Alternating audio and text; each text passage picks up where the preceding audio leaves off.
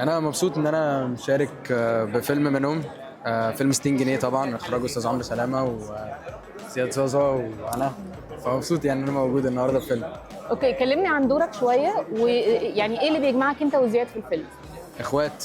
اخوات طبعا، وهو بيعمل دور اخويا الكبير وانا الاخ الصغير.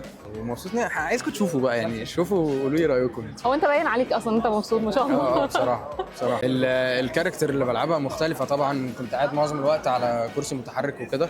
ف... فكاركتر مختلفه طبعا، وكنت حابب ان انا يعني اقدم المعاناه دي. او يعني اكتر صعوبه واجهتها وانت بتصور الفيلم كانت ايه؟ ممكن ظروف التصوير بس كانت صعبه، يعني مش زي ما احنا بنصور مثلا مسلسلات عائليه والجو ده. كان ظروف بجد. هو فيلم تقيل، يعني فيلم دارك شويه.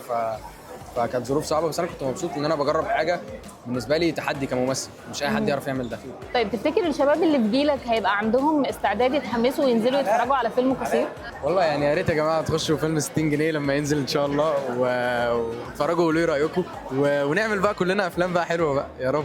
انت من نوع يعني من الاشخاص اللي بتحب تتفرج على افلام قصيره؟ يعني لو في فيلم مثلا عجبك البوستر بتاعه او الاعلان بتاعه ممكن تنزل تتفرج عليه؟ طبعا طبعا، اصل هو فيلم قصير، يعني انا مش هخسر حاجه لو ضيعت، يعني زي فيديو يوتيوب مش هخسر حاجه.